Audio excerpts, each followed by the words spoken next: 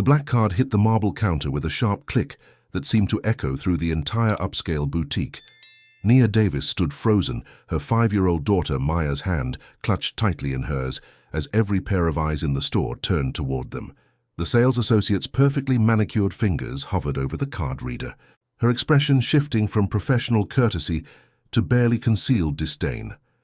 "I'm sorry, ma'am, but your card has been declined," the woman announced, her voice carrying just loud enough for the other customers to hear. "Perhaps you'd like to try a different payment method." Nia's cheeks burned with humiliation as she fumbled through her worn purse, knowing full well that her debit card would meet the same fate. Maya's birthday dress, the beautiful purple one with sparkles that had made her daughter's eyes light up, hung between them like a dream slipping away. The price tag of $8,900. "Mommy," Maya whispered, tugging at Nia's hand, "can we still get the dress?" Before Nia could answer, a deep voice cut through the tension like silk over steel. "She's with me." A tall Korean man in an impeccably tailored charcoal suit stepped forward, his presence commanding immediate attention. Without hesitation, he placed a platinum card on the counter, his dark eyes never leaving the sales associate's face. "Ring up everything she wants and add a matching pair of shoes. Welcome to Korean Mafia lovers. Hey there, tell us where you're watching from in the comments and don't forget to hit that subscribe button. Your support makes all the difference in bringing you these emotional stories." Nia Davis had perfected the art of making $5 stretch into a miracle. As she wiped down the last table at Meridian, one of Houston's most exclusive restaurants, she calculated the night's tips in her head, 127s. Not bad for a Tuesday, but still not enough to cover Maya's school supplies and the electricity bill that was already 3 days overdue. The restaurant's opulent dining room gleamed under crystal chandeliers, each table set with china that probably cost more than Nia made in a month. She'd been working at Meridian for 2 years, serving Houston's elite while living paycheck to paycheck in a cramped apartment 20 minutes away. The irony wasn't lost on her. She spent her days surrounded by luxury she'd never afford, invisible to the wealthy patrons who barely acknowledged her existence. "Nia, table 12 needs their wine," called Marcus, the head waiter, his tone sharp with impatience. "And don't forget to smile. These people tip based on how happy you look." She forced a bright smile and grabbed the bottle of Chateau Margaux, worth more than her monthly rent, and headed toward the corner table where 3 men in expensive suits were deep in conversation. As she approached, fragments of their discussion reached her ears. "The shipment arrives Thursday. Make sure the warehouse is clear. What about the Nakamura situation? William will handle it personally." Nia kept her expression neutral as she poured the wine, a skill she'd developed over years of overhearing conversations she wasn't supposed to hear. Rich people often forgot that servers had ears, treating them like furniture that happened to move. The man they called William sat with his back to her, but she could see the expensive cut of his black hair and the way the others deferred to him.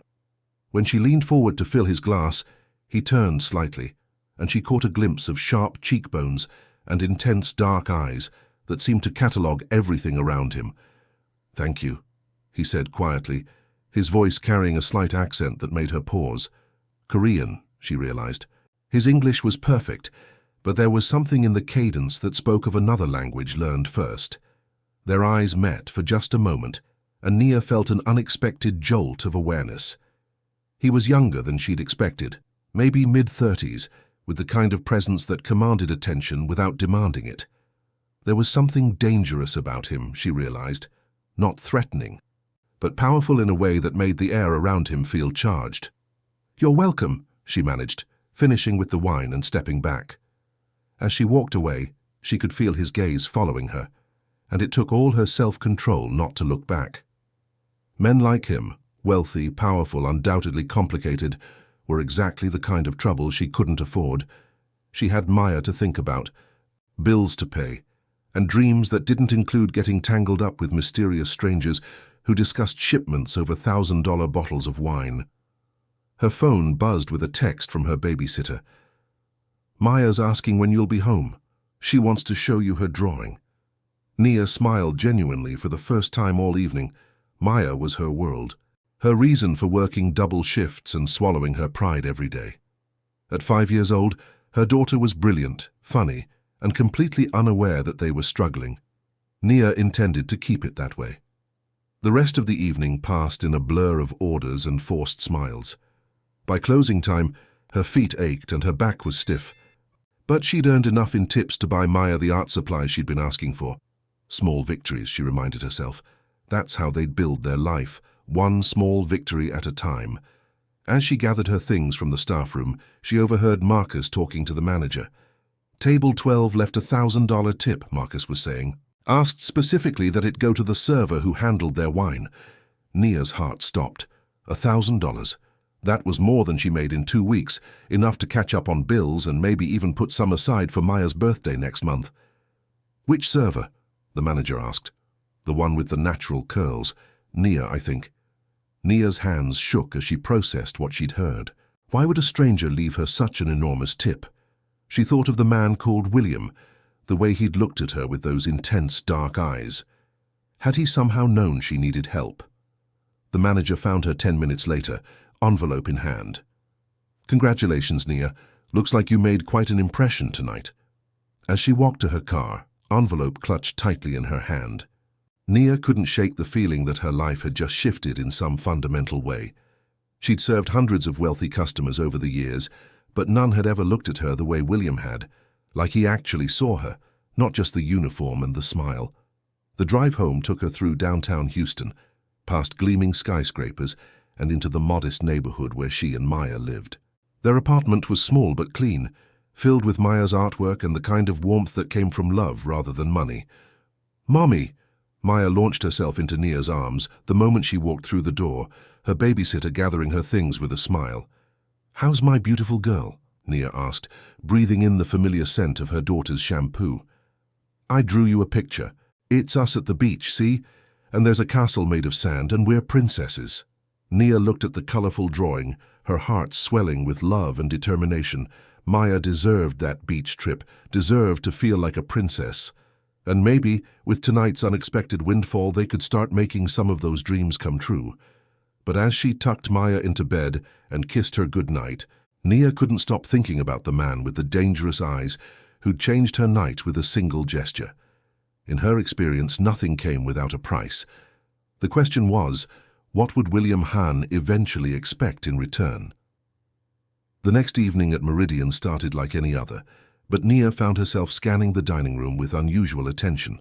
She told herself it was simple curiosity. She wanted to thank the generous customer from the night before if he returned. But deep down, she knew it was more than that. Something about William Hahn had lodged itself in her thoughts, refusing to be dismissed. "You're distracted tonight," observed Carmen, her fellow server and closest friend at work. "Everything okay at home?" "Everything's fine," Nia assured her, balancing 3 plates on her arm with practiced ease. "Just tired." But she wasn't tired. She was restless in a way that had nothing to do with lack of sleep, and everything to do with dark eyes that seemed to see too much. The $1,000 tip sat in her bank account like a question mark, generous beyond reason and impossible to ignore. At 8:30, he walked in. William Hahn moved through the restaurant like he owned it, which Nia realized with a start he very well might. The maitre d' practically bowed as he led William to the same corner table, and the other staff straightened unconsciously as he passed. He wore another perfectly tailored suit, this one navy blue, and carried himself with the kind of confidence that came from never having to doubt his place in the world. "Table 12 again," Marcus announced, appearing at Nia's elbow. "Looks like you've got a regular admirer." Nia's pulse quickened, but she kept her expression neutral. "I'll take care of it." As she approached his table, William looked up from his phone, and that same jolt of awareness hit her. Up close, she could see the subtle details that marked him as someone important: the expensive watch, the way his suit fit like it had been made specifically for his body, the small scar near his left temple that suggested his life hadn't always been as refined as it appeared now. "Good evening," she said, proud that her voice remained steady. "Can I start you with something to drink?" "Macallan 25 neat," he replied, then added, "And thank you." "For what?" she asked, though she suspected she knew. "For not making a scene about last night. Some people would have questioned the tip, made it awkward. You simply accepted it with grace." Nia felt heat rise in her cheeks. It was very generous, more than generous. It was deserved. His dark eyes studied her face with an intensity that made her feel exposed. You work hard. You take care of your customers without fawning over them, and you have a daughter who's lucky to have such a dedicated mother. The last comment made her stiffen. How do you know about my daughter? William's expression didn't change, but something flickered in his eyes. Calculation, maybe, or recognition that he'd revealed too much. I notice things. You have a small drawing in your apron pocket, and there's a child's handprint in paint on your car's rear window. Plus, you mentioned needing to get home to her when you were talking to the other server. It was a reasonable explanation, but something about the way he delivered it made Nia think he knew more than he was saying. Still, she couldn't afford to alienate a customer who tipped like he did, especially one who seemed to have significant influence at the restaurant. I'll get your drink, she said, stepping back. Wait. The single word stopped her in her tracks. What's her name?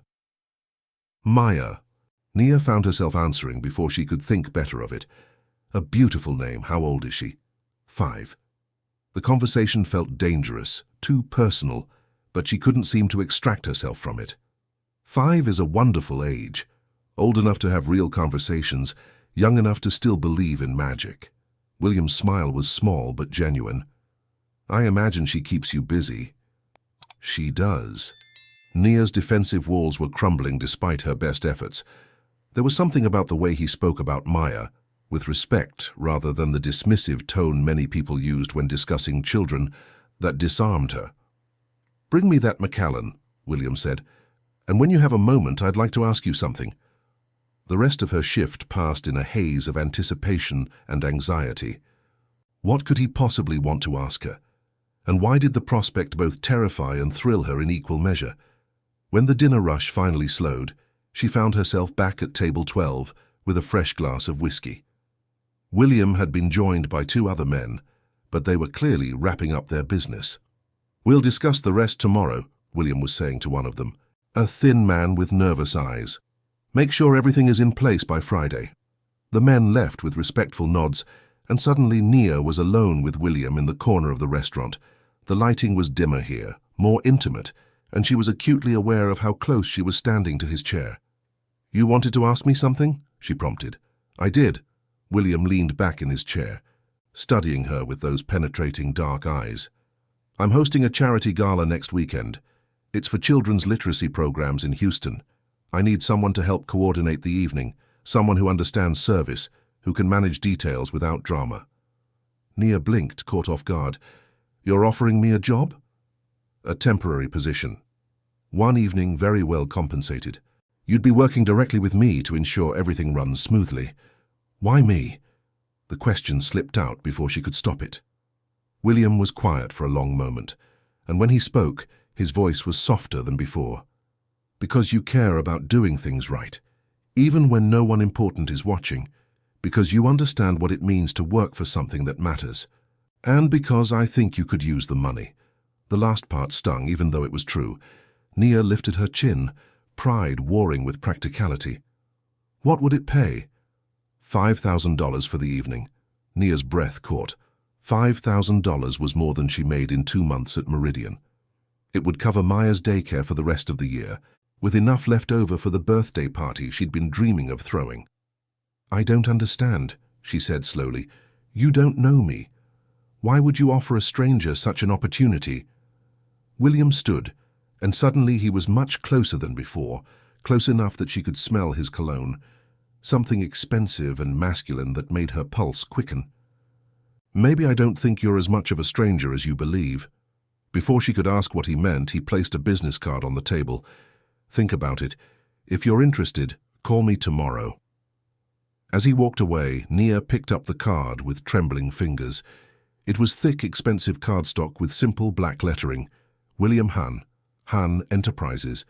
Below that, a phone number and an address in Houston's most exclusive business district. She stood there for a long moment, card in hand, watching him disappear into the night. Everything about the offer felt too good to be true, which in her experience usually meant it was, but $5,000 could change everything for her and Maya. The question was, what would William Hahn expect in return for such generosity? And why did the prospect of finding out make her heart race with something that felt dangerously close to anticipation? Nia spent the entire next day wrestling with William's offer. She'd called in sick to Meridian, something she never did, and spent the morning at the park with Maya, watching her daughter chase butterflies while her own thoughts chased possibilities and dangers in equal measure. "Mommy, look!" Maya called out, pointing to a monarch butterfly that had landed on the playground equipment. "It's so pretty. Do you think it's magic?" "Maybe it is, baby," Nia replied, her heart clenching with love and worry. Maya deserved magic in her life, deserved more than their cramped apartment and second-hand clothes. The $5,000 could provide that, at least temporarily. By afternoon, she'd made her decision. She dialed the number on William's card, her hands shaking slightly as it rang. "William Hahn." His voice was crisp, professional. "It's Nia Davis, from Meridian." A pause, then his tone warmed noticeably. "I was hoping you'd call. Have you considered my offer?" "I have. I'd like to accept, but I need to know more details. What exactly would I be doing?" "Can you meet me this afternoon? I'd prefer to discuss it in person." Nia glanced at Maya, who was coloring at the kitchen table. "I have my daughter with me." "Bring her. I'd like to meet her." Something about the way he said it made Nia's pulse quicken. There was an intimacy in his voice, as if Maya's presence would be welcome rather than tolerated. It was so different from her experience with Maya's father, who had disappeared the moment he learned about the pregnancy, claiming he wasn't ready for the responsibility. "Where should we meet?" "My office. I'll send a car." "That's not necessary. It's already arranged. 20 minutes. The line went dead, leaving Nia staring at her phone.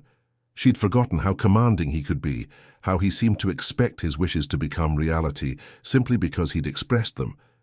It should have annoyed her, but instead she found herself rushing to get Maya ready.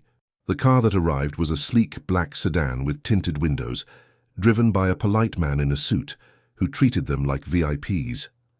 Maya was enchanted by the luxury, pressing her face to the window as they drove through downtown Houston toward the gleaming towers of the business district. Hahn Enterprises occupied the top 3 floors of one of the city's most prestigious buildings. The elevator ride to the 42nd floor felt endless, and Nia's nerves multiplied with each passing floor. What was she doing? She was a waitress from the wrong side of town, about to walk into the domain of a man who clearly wielded serious power in this city. The elevator doors opened to reveal a reception area that looked like something from a magazine, all marble and glass and understated elegance. A perfectly groomed woman behind the desk smiled at them. "Ms. Davis, Mr. Hahn is waiting for you." They were led through a corridor lined with expensive art to a corner office that took Nia's breath away. Floor-to-ceiling windows offered a panoramic view of Houston, and the space itself was decorated with a mix of modern furniture and what looked like authentic Korean art pieces. William rose from behind a massive desk, and Nia's heart did that familiar skip. He'd changed from his suit into dark jeans and a white button-down shirt, the casual clothes somehow making him even more attractive. He looked younger, more approachable, but no less dangerous. "Nia," he said, his eyes warm as they met hers. Then his gaze shifted to Maya, who was hiding behind Nia's legs, suddenly shy. "And you must be Maya." He crouched down to Maya's level, his movements careful and non-threatening. "I'm William. Your mom told me you're an artist." Maya peeked out from behind Nia, curiosity overcoming shyness. "I like to draw." "What do you like to draw?" "Butterflies and princesses and sometimes dragons, but nice dragons that don't hurt people." William smiled, and the expression transformed his face completely. "Nice dragons are the best kind. Would you like to see something special while your mum and I talk?" He led them to a sitting area near the windows, where a low table held what looked like an expensive tablet. With a few taps, he brought up a drawing program with digital brushes and colors. "You can create anything you want on here," he told Maya. "It's like magic paper that never runs out." Maya's eyes went wide with wonder, and within moments she was absorbed in creating a digital masterpiece. William had won her over completely, and Nia wasn't sure how she felt about that. "She's beautiful," William said quietly, settling into the chair across from Nia. She has your eyes. Thank you. Nia watched her daughter, marveling at how quickly Maya had adapted to the luxurious surroundings. You're good with children. Something flickered across William's face. Pain, maybe, or regret. I like their honesty. Adults complicate everything with hidden agendas and false politeness. Children just are who they are. There was a story there, Nia realized, something that explained the shadow that crossed his features when he talked about honesty. But before she could probe deeper, he was back to business. The gala is this Saturday evening at the Four Seasons. It's a formal event, about 200 guests, all major donors to children's charities in Houston. I need someone to coordinate with the hotel staff, manage the auction, and ensure everything runs smoothly. That sounds like a job for an event planner, not a waitress. Event planners don't understand service the way you do. They manage events, but they don't truly serve people. There's a difference. Nia studied his face, looking for the catch. $5,000 for one evening's work. That's more than generous, it's suspicious. William leaned back in his chair, and for a moment his mask slipped completely. She saw exhaustion there, and something that looked like loneliness. Maybe I'm tired of being surrounded by people who only see dollar signs when they look at me. Maybe I want to work with someone who understands what it means to earn something. The honesty in his voice caught her off guard. This wasn't the commanding businessman who'd sent a car for her, or the mysterious customer who'd left $1,000 tips. This was just a man who seemed as tired of his world as she sometimes was of hers. There's something else, he continued. The gala has a children's component. We're bringing in kids from local literacy programs to read poetry they've written. I thought Maya might enjoy it, if you're comfortable bringing her. Nia's breath caught. You want me to bring my daughter to a formal charity event? I want her to see what's possible. I want her to be around people who value education and creativity and... He paused, seeming to choose his words carefully. I want to see her there. The admission hung between them, loaded with implications that Nia wasn't ready to examine.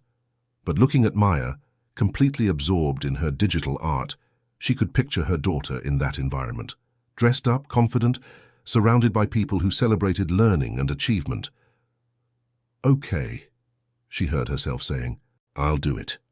William's smile was brilliant, transforming his entire face. Thank you, I'll have my assistant send you all the details, and we'll arrange for appropriate attire for both of you. I can buy my own dress, Nia said quickly, pride flaring. I'm sure you can, but this is a work expense, and I prefer my staff to be dressed appropriately for the venue. It's not charity, it's business. The way he said it preserved her dignity, while making it clear that refusal wasn't really an option. Nia found herself nodding, even as part of her wondered what she was getting herself into. Mommy, look, Maya called out, holding up the tablet to show a colorful drawing of a butterfly with a crown. It's a princess butterfly. It's beautiful, baby, Nia said, her heart swelling with love and determination. Whatever William Hand's true motives, whatever complications this job might bring, she was going to give Maya this experience. Her daughter deserved to see that there was more to the world than their small apartment and second-hand dreams. As they prepared to leave, William handed Nia another business card, this one with his personal number written on the back. Call me if you have any questions, about anything. Their fingers brushed as she took the card, and the contact sent electricity shooting up her arm. William's eyes darkened, and for a moment the air between them crackled with an awareness that had nothing to do with business arrangements, and everything to do with the dangerous attraction that had been building since that first night at Meridian. I should go, Nia said, her voice slightly breathless. Of course. But William didn't step back, didn't break the spell that seemed to have settled over them. Nia. Yes? I'm glad you called. As they rode the elevator down, Maya chattering excitedly about the magic drawing tablet, Nia stared at her reflection in the polished doors and wondered what she'd just agreed to. Working for William Hand was going to be dangerous in ways that had nothing to do with his mysterious business dealings and everything to do with the way he made her feel, like she was worth more than she'd ever believed possible. The question was, could she afford to find out if that feeling was real? Saturday evening arrived with the weight of inevitability. Nia stood in front of her bathroom mirror, hardly recognizing herself in the elegant black dress that had been delivered that morning, along with matching shoes and a small clutch purse. The dress fit perfectly, too perfectly, as if William had somehow known her exact measurements. "Mommy, you look like a princess," Maya exclaimed from the doorway, resplendent in her own dress, a deep purple number with subtle sparkles that made her dark skin glow. "So do you, baby girl," Nia replied, kneeling to adjust Maya's hair ribbon. The past week had been a whirlwind of preparation calls with William's assistant, venue walkthroughs, and increasingly vivid dreams about dark eyes and dangerous smiles. The car arrived precisely at 6, and as they rode through Houston's evening traffic toward the Four Seasons, Nia tried to calm her racing heart. She'd coordinated events before, smaller ones at the restaurant, but nothing like this. Nothing where failure would mean disappointing a man who'd somehow become important to her in ways she didn't want to examine too closely. The Four Seasons ballroom was a vision of elegance, all crystal chandeliers and soft lighting. Nia threw herself into the work, coordinating with catering staff, checking auction displays, and ensuring the sound system was perfect for the children's poetry readings. It felt good to be competent at something again, to use skills beyond simply taking orders and forcing smiles. "You're a natural at this," said Patricia Hawkins, the hotel's event coordinator. "William chose well." The comment made Nia pause. "You know Mr. Hahn?" "Oh, yes. He's one of our most valued clients. Hosts several events here each year." Patricia's expression grew thoughtful. "Though I've never seen him take such personal interest in the details before. Usually he just writes the check and shows up." Before Nia could process that information fully, guests began arriving. Houston's elite streamed into the ballroom, oil executives, tech entrepreneurs, society wives dripping in diamonds. Nia moved among them with practiced invisibility, ensuring everything ran smoothly while staying carefully in the background. Then William arrived, and the entire room seemed to shift in his direction. He wore a perfectly tailored tuxedo that emphasized his broad shoulders and lean frame, his dark hair styled with casual precision. But it wasn't his appearance that commanded attention. It was the aura of power that surrounded him, the way conversations paused as he passed, the subtle deference in people's body language. Their eyes met across the crowded ballroom, and Nia felt that familiar jolt of electricity. William's gaze swept over her appreciatively, lingering on the way the black dress hugged her curves, and she saw something flare in his dark eyes that made her breath catch. He was making his way toward her when a commotion near the entrance caught everyone's attention. A group of men in expensive suits had entered, their presence somehow changing the atmosphere from elegant to tense. Nia watched as William's expression hardened, his entire body going rigid with what looked like controlled fury. "Nakamura," she heard someone whisper nearby. "What's he doing here?" The man at the center of the group was older, maybe 60, with silver hair and cold eyes that swept the room like he was cataloging weaknesses. When his gaze found William, his lips curved in a smile that held no warmth. "William-san," the man called out, his voice carrying across the ballroom. "Such a lovely event. I hope you don't mind that I decided to attend. For charity, of course." The tension in the room was palpable now, conversations dying as people sensed the undercurrent of conflict. Nia found herself moving closer, instinctively wanting to be near William, even though she didn't understand what was happening. "Nakamura," William replied, his voice perfectly controlled, but carrying an edge that made Nia shiver. "How unexpected. I wasn't aware you were interested in children's literacy. I'm interested in many things that concern you, William-san. Your business ventures, your charitable endeavors." Nakamura's eyes found Nia, and she felt exposed under his calculating stare. "Your new associates." Something dangerous flashed in William's eyes. "I suggest you enjoy the evening and leave my associates out of whatever game you're playing." "Game?" Nakamura laughed, the sound sharp and unpleasant. "This is no game, William-san. This is business, and business has a way of affecting everyone around us, doesn't it?" The threat was subtle but unmistakable, and Nia felt a chill run down her spine.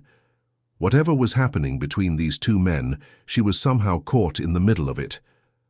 "Mommy?" Maya's small voice cut through the tension as she appeared at Nia's side, having finished her poetry reading. "Who's that scary man?" Nakamura's attention shifted to Maya, and his smile turned predatory. "And who is this beautiful little princess?" Before Nia could react, William stepped forward, placing himself between Nakamura and Maya with fluid grace. "She's under my protection," he said quietly, but his voice carried clearly in the suddenly silent ballroom. "As is her mother. I trust that's understood." The two men stared at each other for a long moment, and Nia could practically feel the violence simmering beneath their civilized facades. Then Nakamura inclined his head slightly. "Of course, William-san, I would never dream of threatening innocence, but perhaps we should discuss business matters privately. Soon." "Perhaps we should," William agreed, his tone suggesting the conversation would be anything but friendly. Nakamura and his men left as suddenly as they'd arrived, but the damage was done. The elegant charity gala had been marked by something dark and dangerous, and Nia finally understood that William's world was far more complicated than expensive suits and generous tips. "I need to get you and Maya out of here," William said quietly, appearing at her elbow. "What just happened?" Nia demanded, pulling Maya closer. "Something I should have anticipated." William's jaw was tight with self-recrimination. "I'm sorry you were exposed to that." "Exposed to what? Who was that man, and why did he look at my daughter like—" She couldn't finish the sentence, couldn't voice the predatory hunger she'd seen in Nakamura's eyes. "Someone who doesn't understand boundaries," William said grimly. "But he won't be a problem much longer." The way he said it made Nia's blood run cold. "William, what exactly do you do? And don't tell me you're just a businessman." He was quiet for a long moment, and when he spoke, his voice was heavy with regret. "I protect what's mine, Nia, and I eliminate threats to the people I care about. It's not always pretty and it's not always legal, but it's necessary." The admission hung between them like a chasm. Nia had suspected there was more to William than he'd revealed, but hearing him essentially confirm that he operated outside the law made her stomach clench with fear, not of him, but for Maya. "I need to take my daughter home," she said quietly. "Of course, but Nia—" William caught her arm gently as she turned to go. "This doesn't change anything between us. You're still under my protection. Both of you." "That's what I'm afraid of," Nia whispered, then gathered Maya and walked away, leaving William standing alone in the ballroom that had become a battlefield. As their car pulled away from the Four Seasons, Nia stared out the window at the glittering Houston skyline and wondered how her simple life had become so complicated. She'd wanted to give Maya a taste of magic, but instead she'd exposed her daughter to a world where men like Nakamura existed, men who looked at children like they were chess pieces in some deadly game. The $5,000 in her purse felt heavy now, tainted by the knowledge of what William's world really contained. But as Maya fell asleep against her shoulder, still wearing her princess dress and clutching a program from the poetry reading, Nia knew it was too late to pretend she could simply walk away. William Han had claimed she was under his protection, and something told her that whether she wanted it or not, her life was now irrevocably tangled with his. 3 days passed without word from William, and Nia found herself jumping every time her phone rang. She'd returned to work at Meridian, but the familiar routine felt surreal after Saturday night's revelations. Every shadow seemed threatening, every stranger potentially dangerous. She'd entered William's world for one evening, and now she couldn't shake the feeling that she'd never truly be able to leave it. On Wednesday evening, as she was closing her section at the restaurant, Marcus approached with an envelope. "This was delivered for you an hour ago," he said, his expression curious. "Hand-delivered by a guy in a very expensive suit." Nia's hands trembled as she opened the envelope. Inside was a simple note in William's precise handwriting. "I need to see you. It's important. The address below, 9 p.m. Come alone." The address was in River Oaks, Houston's most exclusive neighborhood. Nia stared at the note, torn between curiosity and self-preservation. After Saturday night, the smart thing would be to ignore the message. to keep herself and Maya safely away from William's dangerous world. But as she drove home to relieve her babysitter, she couldn't stop thinking about the way he'd stepped between Nakamura and Maya, the protective fury in his voice when he'd said they were under his protection. Whatever else William might be, he'd been willing to defend her daughter against a threat she didn't even understand. At 8:30, she found herself driving through River Oaks' tree-lined streets, past mansions that looked like something from a movie. The address led her to a sprawling modern home set back from the road, all clean lines and floor-to-ceiling windows. Security cameras tracked her approach, and she had the unsettling feeling that her arrival had been anticipated. William answered the door himself, and Nia's breath caught. He was dressed casually in dark jeans and a grey sweater, but there was something different about him, a tension in his shoulders, a weariness around his eyes that spoke of sleepless nights and difficult decisions. "Thank you for coming," he said, stepping aside to let her enter. "I wasn't sure you would." The house was stunning, minimalist but warm, with Korean art pieces and modern furniture that somehow felt both expensive and comfortable. Through the windows she could see a pool area lit with soft lighting, and beyond that, the lights of downtown Houston twinkling in the distance. "Nice place," Nia said, trying to keep her voice neutral. "It's home." William led her to a sitting area near the windows. "Can I get you something to drink? Wine? Coffee?" "I'm fine. You said this was important." William was quiet for a moment, studying her face with those intense dark eyes. "Nakamura is dead." The words hit Nia like a physical blow. She sank into the nearest chair, her legs suddenly unsteady. "What?" "He was found this morning in his hotel room. Heart attack, according to the medical examiner." "But you don't think it was natural?" "No, I don't." William's voice was matter-of-fact, but she could see the tension in his jaw. Nakamura had many enemies. His death could have been ordered by any number of people, including you. The accusation hung between them, and William didn't deny it. Instead, he moved to the window, staring out at the city lights. "Nakamura was a problem that needed to be solved. He threatened you and Maya, which made him my problem." Nia's mind reeled. "Are you telling me you had him killed?" "I'm telling you that he's no longer a threat to you or your daughter." William turned back to her, his expression unreadable. "That's all that matters. That's all that matters." Nia stood up, anger and fear warring in her chest. "A man is dead, William, dead. And you're talking about it like you ordered takeout." "A man who would have hurt you to get to me is dead," William corrected, his voice hardening. "A man who looked at your 5-year-old daughter like she was a tool he could use. Don't ask me to mourn him, Nia, because I won't." The protective fury in his voice was the same she'd heard at the gala, and despite her horror at the situation, Nia felt something warm unfurl in her chest. When was the last time someone had been willing to fight for her, to protect Maya with such fierce determination? "What does this mean for us?" she asked quietly. "It means you're safe, both of you." William moved closer, and she could see the exhaustion in his eyes more clearly now. "It also means that my world is more dangerous than you realized. I understand if you want to walk away." "And if I don't want to walk away?" The question surprised them both. Nia hadn't planned to say it, but now that the words were out, she realized they were true. Despite everything, the danger, the moral ambiguity, the terrifying glimpse into William's world, she didn't want to walk away from him. William's eyes darkened with something that looked like hope and desire mixed together. "Then you need to understand what you're choosing. I'm not a good man, Nia. I do things that would horrify most people. I have enemies who wouldn't hesitate to hurt you to hurt me." "But you'd protect us." "With my life," he said without hesitation. "But that might not always be enough." Nia thought about Maya, about the life she wanted to give her daughter. A life with opportunities and security, with someone who would fight for them both. A life where Maya could have art supplies and birthday parties, and maybe even a father figure who looked at her like she was precious. "I need to know something," she said. "That first night at Meridian when you left the $1,000 tip, was that planned? Did you already know who I was?" William was quiet for so long that Nia thought he wouldn't answer. When he finally spoke, his voice was soft with something that sounded like regret. "I'd been watching you for weeks, you and Maya. I knew about your struggles, your strength, the way you worked multiple jobs to give your daughter everything you could." He paused, seeming to choose his words carefully.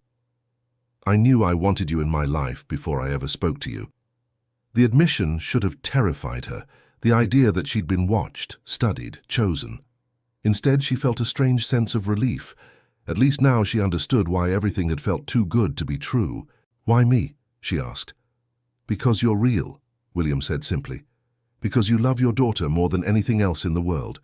Because you work hard and don't complain and find joy in small things. Because when I look at you, I remember what it feels like to want something more than power or money." He was close enough now that she could see the flecks of gold in his dark eyes, could smell the subtle cologne that had become familiar. "Because you make me want to be better than I am. And what if I can't handle your world?